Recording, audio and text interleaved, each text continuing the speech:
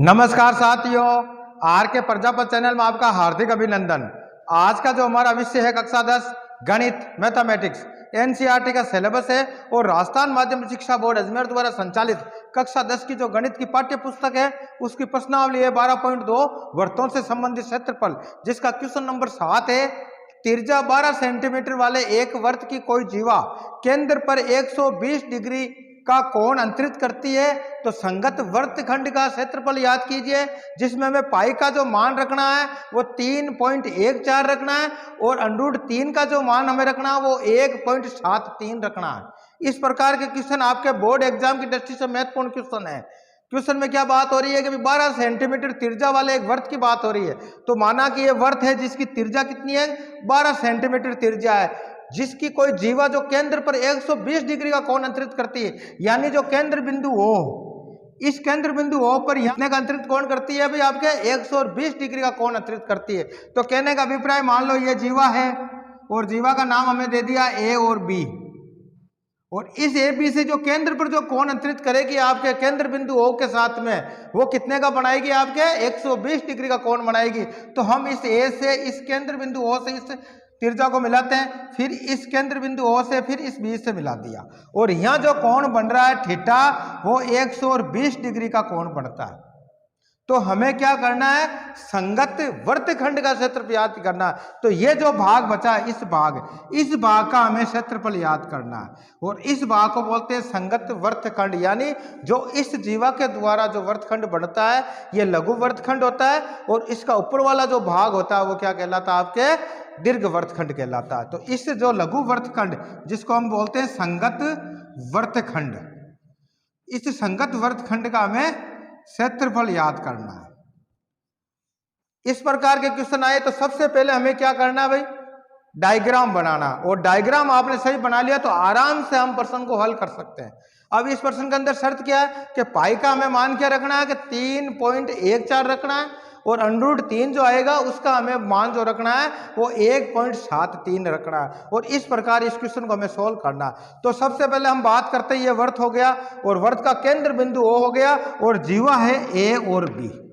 आगे यहां तक समझे। तो सबसे पहले हम क्या करेंगे, जो तिर्यखंड दे रखा, कौन सा, ये तिर्यखंड जो त्रिज्या द्वारा बनता है, यानी इस O से लगाकर ये भाग, इस समस्त भाग का हमें क्षेत्रफल याद करना पड़ता है, जिसे हम बोलते हैं लघु तिर्यखंड का हमें क्षेत्रफल याद करना है। लघु तिर्यखंड का जो क्षेत्रफल आएगा, लघु तिर्यखंड के क्षेत्रफल में से फिर ये जो त्रिभुज बन रहा है, त्रिभुज कौन सा बन रहा है भाई, त्रिभुज की हम बात करते हैं।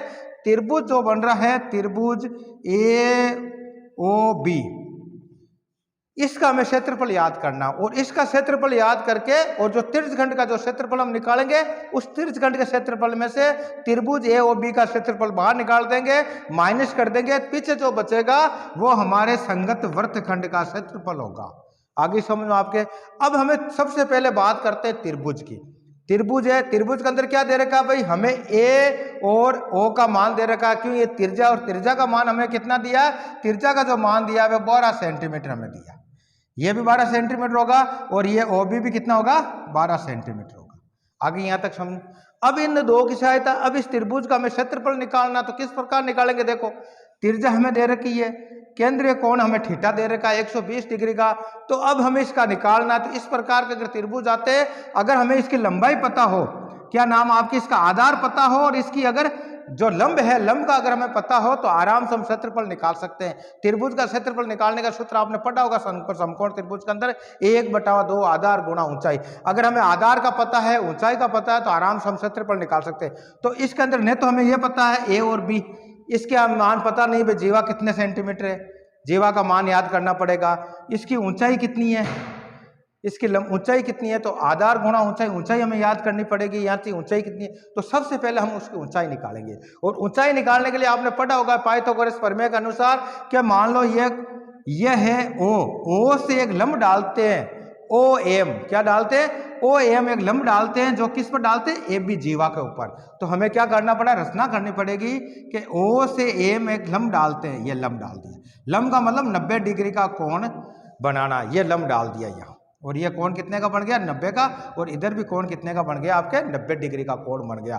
तो 90 डिग्री का कोण बनने के बाद में आपने अब देखो जैसे इसका लंब डाला, ये कोण कितने का था 120 डिग्री का कोण था, इसको बराबर दो भागों में विभाजित हो गया। तो पीछे जो त्रिभुज बना इसको इस प्रकार देखते हैं, ये जो समकोण त्रिभुज बना में इस प्रकार का त्रिभुज बन गया। ये देखो आप, ये लंब डाला, ये क्या है ओ है, या एम आ गया और यह आपके बी है।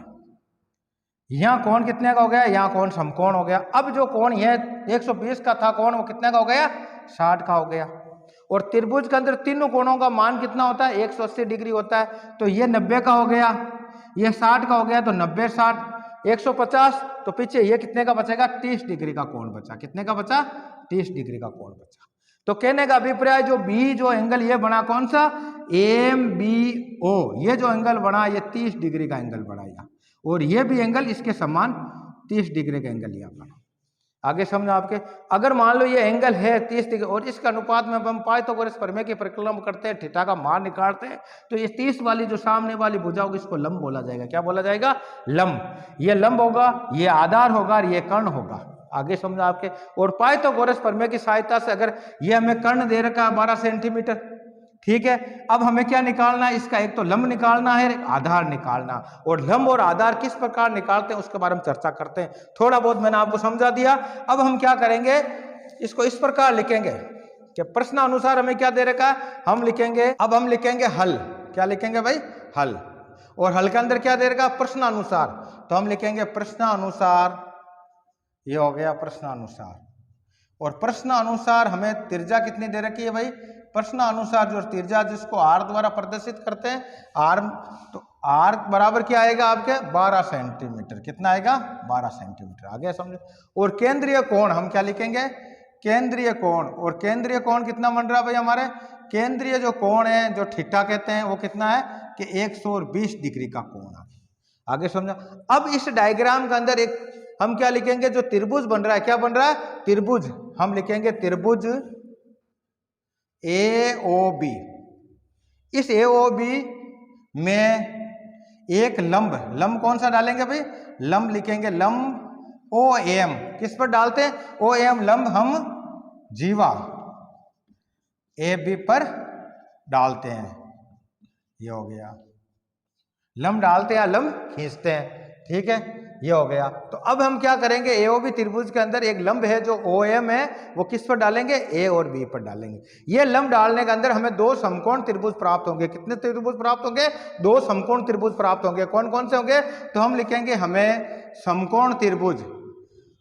समकोण त्रिभुज का अभिप्राय एक कोण उसका समकोण होगा, समकोण त्रिभुज। अब समकोण त्रिभुज कौन कौन से प्राप्त हुए, हमें AMO, ये त्रिभुज हो गया जिसके अंदर एम जो बीच में आ रहा वो समकोण है, तो हम एम को बीच में लिखेंगे। एक ये प्राप्त होगा, और इसके बराबर दूसरा कौन सा प्राप्त होगा हमें, दूसरा भी होगा हमें OMB। ये भी क्या है समकोण त्रिभुज है। तो इन दोनों का मान बराबर है कि बराबर डिवाइडेड हमने किया। अब इसके अंदर ये चीज आपके समझ में आ गई। और इस अंदर के अंदर आप नोट करना, इसके अंदर क्या है कि भाई जो AB है, क्या भाई AB का जो मान है वो किसके बराबर है, कि AB का जो मान है वो इन दोनों के योग के बराबर है। कितना आएगा कि AM प्लस BM।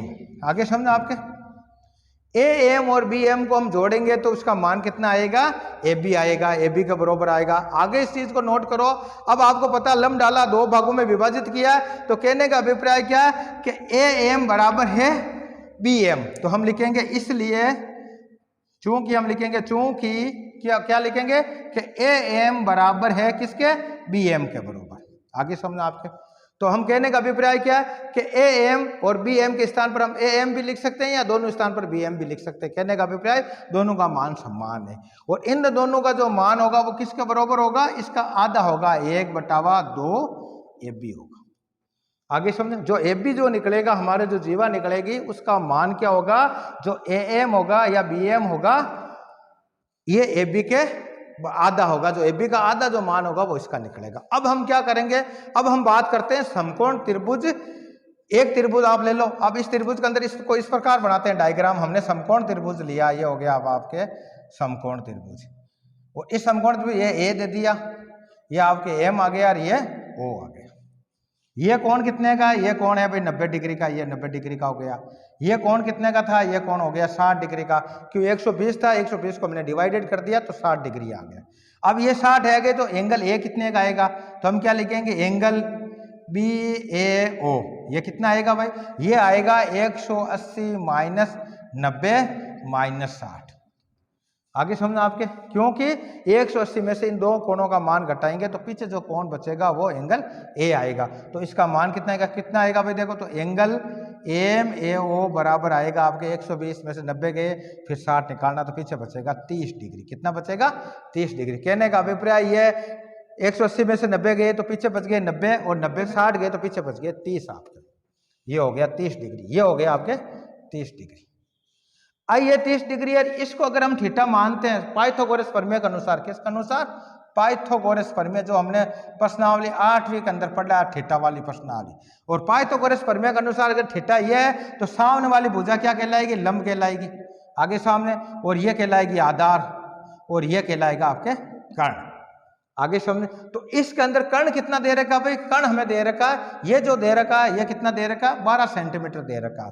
तो हम इस प्रकार लिख सकते हैं, पाइथागोरस प्रमेय के अनुसार हम लिखेंगे, पाइथागोरस प्रमेय के अनुसार।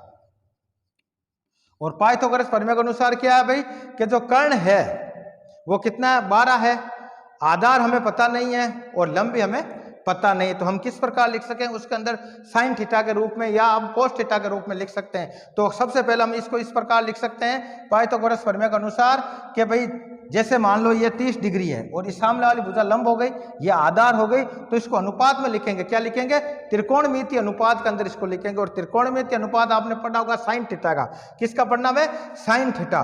तो इस त्रिभुज के 30 डिग्री आया भाई, और 30 डिग्री के सामने वाली भुजा क्या हो गई भाई, OM क्या होगा, लंब होगा, और ये क्या होगा, A होगा कर्ण, और ये होगा आधार, AM होगा इसका आधार। इसको इस प्रकार लिख सकते हैं, ये तो हो गया आधार, ये हो गया लंब, और ये हो गया आपके कर्ण।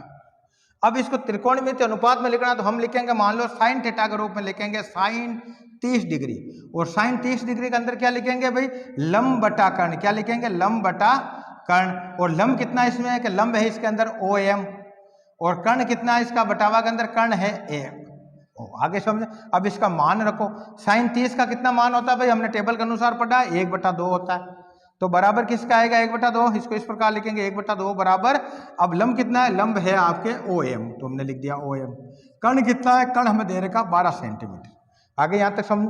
अब इसको करेंगे वज्र गुणा, क्या करेंगे हम, वज्र गुणा करेंगे। और वज्र गुणा करो आप, किस प्रकार करेंगे, देखो ये 12 गुणा 1 बराबर आ जाएगा आपके 2OM।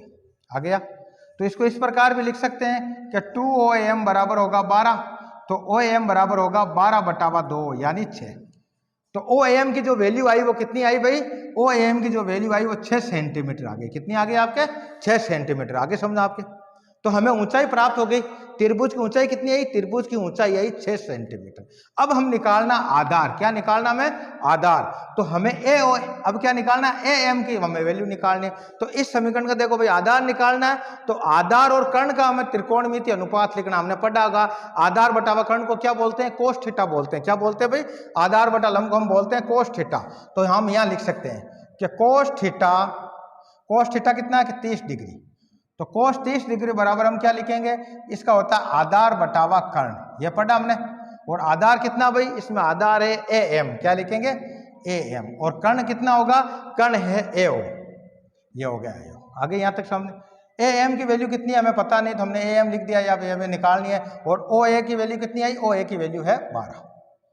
अब कोस 30 की वैल्यू कितनी होती है, सारणी के अंदर हमने पढ़ा होगा। तो कोस 30 की जो वैल्यू होती है उसको हम यहाँ लिख सकते हैं कि कोस 30 की वैल्यू होती है √3/2, यही होती है। ये किसके बराबर आएगा, ये बराबर आएगा आपके AM/12। आगे समझना आपके। वज्र गुणा करेंगे, क्या करेंगे हम, वज्र गुणा करेंगे। और वज्र गुणा करेंगे तो क्या होगा भाई, 12 √3 से गुणा आ जाएगा, 2 AM से गुणा हो जाएगा। किस प्रकार होगा, इसको हम यहाँ लिख सकते हैं, इसको मिटाकर हम यहाँ लिख देते हैं। तो इस प्रकार इसको बस थोड़ा बहुत समझना, आपको समझ में आ गई ना, तो आराम से हम इसके क्षेत्रफल निकाल सकते हैं, यहाँ लिख सकते हैं। तो क्या हो गया भाई, हम लिखेंगे √3/2 बराबर AM/12। वज्र गुणा करेंगे तो क्या हो जाएगा भाई, यहाँ लिखेंगे वज्र गुणा करने पर, क्या लिखेंगे, वज्र गुणा करने पर। और वज्र गुणा करो आप तो 2 गुणा AM आ जाएगा और ये आ जाएगा 12 गुणा √3, यही होगा। देखो गुणा करो आप तो आ गया 2AM हो जाएगा और ये हो गया 12 गुणा √3।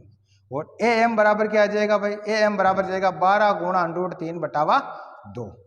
आगे यहाँ तक समझ, इसको यहाँ से हमें काट दिया, 12 2 से कट गया 6 आ गया, कितना आ गया 6√3। ये आ गया आपके AM।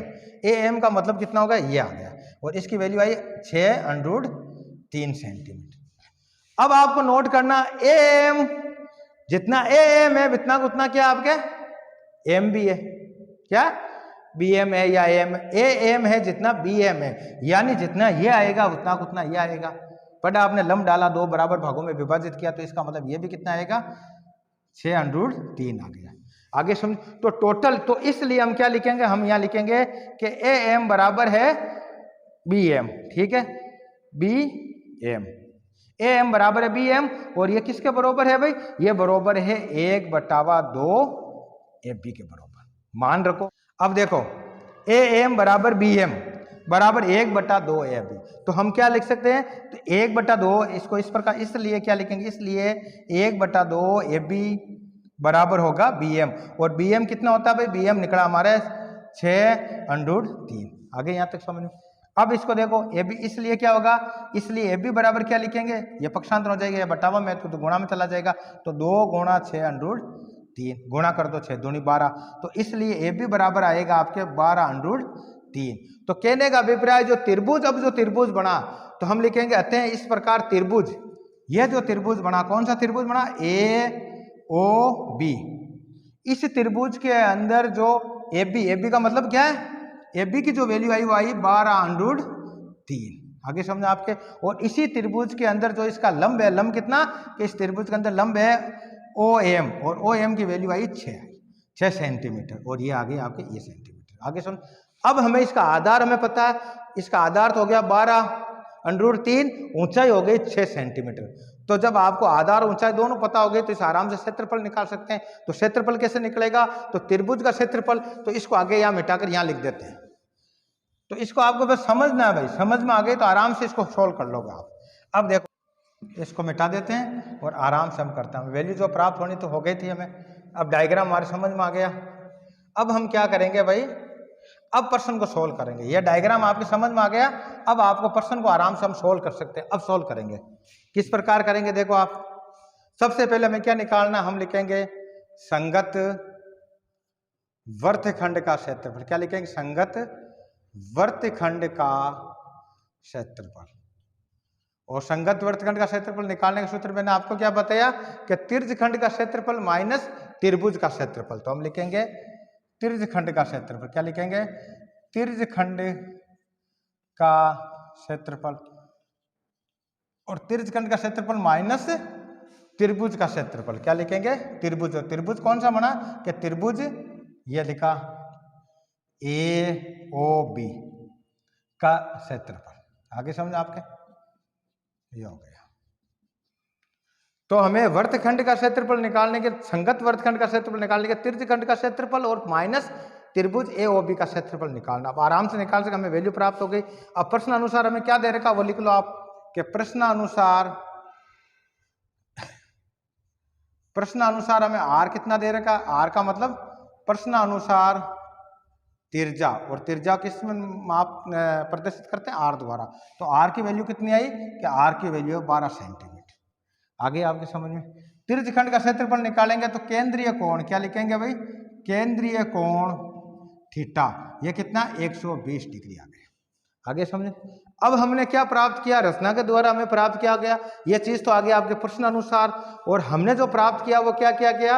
अब इसके अंदर सबसे पहले हम क्या करेंगे, त्रिज्यखंड का क्षेत्रफल निकालेंगे। तो इसको सोल्व करेंगे तो कैसे करेंगे, अब भाई हम त्रिज्यखंड का क्षेत्रफल, हम क्या लिखेंगे, त्रिज्यखंड का क्षेत्रफल, त्रिज्यखंड का क्षेत्रफल। और त्रिज्यखंड कौन सा, लघु त्रिज्यखंड है, लघु वाला। आगे आपके लघु त्रिज्यखंड का क्षेत्रफल। और इसका सूत्र हमने पढ़ा क्या होता है भाई, कि πr² थीटा बटावा 360 डिग्री। आगे यहाँ तक समझ में। आगे अब हमें क्या निकालना है, दूसरे का क्षेत्रफल। इसका क्षेत्रफल का सूत्र क्या था वो लिख दो आप। तो हम लिखेंगे त्रिभुज AOB का क्षेत्रफल, ये हो गया AOB। और इसका सूत्र क्या आएगा, 1/2। आधार कितना है, आधार आ गया AB, तो हम लिखेंगे AB। ऊंचाई कितनी है इसकी, एक ऊंचाई है OM, तो OM लिख दिया। ये दो सूत्र हमें प्राप्त हो गया। इन दो सूत्रों की सहायता से अब संगत वृत्तखंड का हम क्षेत्रफल निकालेंगे और इनकी जो वैल्यू है वैल्यू रख सकते हैं। वैल्यू इसमें देखो, R हमें पता है, R कितना दे रखा है भाई, कि R जो दे रखा है हमें 12 सेंटीमीटर दे रखा है, थीटा कितना दे रखा है 120 डिग्री दे रखा है। और इसके अंदर देखो AB कितना दे रखा है, कि AB का जो मान हमें प्राप्त हुआ वो कितना हुआ, कि दोनों को मिला के आया था। AB बराबर हमने लिखा ना कि AB बराबर है 12 गुणा √3। आगे समझे, तो AB बराबर है 12 √3। और इसी प्रश्न के अंदर OM कितना भाई, कि OM 6 सेंटीमीटर। आगे समझ, सब सेंटीमीटर के अंदर आ, तो ये हमें यूनिट लिखनी। अब इसको सोल्व करते हैं, तो सोल्व करेंगे तो इसलिए हम क्या लिखेंगे, वृत्तखंड का क्षेत्रफल, वृत्तखंड का क्षेत्रफल। और इसमें आपको संगत लिखने में वो रखना, संगत वृत्तखंड का क्षेत्रफल, ये होगा संगत वृत्तखंड का क्षेत्रफल। तो इस क्षेत्रफल का सूत्र क्या है, त्रिज्यखंड का क्षेत्रफल। तो त्रिज्यखंड का क्षेत्रफल क्या है, कि πr² थीटा बटावा 360 डिग्री। आगे समझे, माइनस त्रिभुज का क्षेत्रफल कितना है, कि माइनस में क्या लिखेंगे, त्रिभुज का क्षेत्रफल। और त्रिभुज का क्षेत्रफल सूत्र ये हो गया 1/2 गुणा AB गुणा OM। आगे यहाँ अब आगे सोल्व करो भाई। संगत वृत्तखंड का क्षेत्रफल क्या होगा, तो बराबर लगाएंगे। पाई का मान हमें क्या रखना है, पाई का मान हमें 3.14 रखना, तो लेंगे 3.14। आगे समझो, आपके R का मान कितना रखना है, R का मान रखना 12 गुणा 12। थीटा का मान कितना दे रखा है, 120 दे रखा है, 120 डिग्री लिख दिया। अपोन में कितना है, अपोन में 360 डिग्री हमने, अपोन में 360 डिग्री। आगे यहाँ समझ में अब लिखेंगे माइनस 1/2। AB का मान कितना दे रखा है, कि AB का मान दे रखा 12 गुणा √3। और OM का मान कितना देगा 6। आगे यहाँ तक अब इसको सोल्व करते हैं। अब इस सोल्व करेंगे तो एक चीज नोट करना, √3 का मान कितना रखना हमें, 1.73 रखना है। अभी देखो ये जो कटता तो काट दो भाई। सबसे पहले ये करते हैं हम कि डिग्री वाले भाग को काट देंगे। 0 से 0 कट गया, 12 से 3 बार कट गया, ये 1 बार कट गया। आगे समझे, 3 के पावड़े से ये 4 बार कट गया। और इधर देखो आप 2 के पावड़े से 3 बार कट गया। अब इसको सोल्व करो, कैसे लिखेंगे भाई, कि 3.14 गुणा 4 गुणा 12। यहाँ तक हो गया क्लियर। माइनस क्या लिखेंगे, 12 √3 के स्थान पर क्या लिखना हमें, 1.73 रखना। तो इसको गुणा करेंगे 1.73 से। आगे समझो आपके, और आगे और ये कितना है 3, हम 3 से लिख देंगे। अब इसको सोल्व करो, किस प्रकार करेंगे देखो भाई, कि 3.14 गुणा 12 चौक 48, इसको 48 से गुणा करना, ये हो गया माइनस। अब इसको देखो आप, 12 36 गुणा 1.73। अब इसको वैल्यू निकाल दो आप। देखो गुणा करो, सबसे पहले 3.14 को गुणा करना है, 3.14 गुणा 48 से गुणा करना। करो आप, 8 को 4 से किया 32, ये हो गया 3। 8 एकम 1 और 3 जोड़े 11, बच गया आपके 1। 8 24 1 25, ये हो गया 25। अभी इसको क्रॉस कर दिया, 4 को 4 से किया 16, बच गया 1। 4 1 5, फिर ये हो गया 4 3 12, ये 12। तो क्या आ गया 2 7 5 2 10, बच गया 1 4 1 5, ये कितना आ गया। अब पॉइंट कितने के बाद में, 2 के बाद में, पॉइंट 2 के बाद पॉइंट लगा दी। तो इसकी जो वैल्यू आई 150.72 आ गई। आगे समझ आपके, फिर लिखेंगे माइनस। अब इसको गुणा करते हैं हम कितना भाई, कि 101.73 को गुणा करना है 36 से। 36 से गुणा करो आप, 36 18, बच गया 1।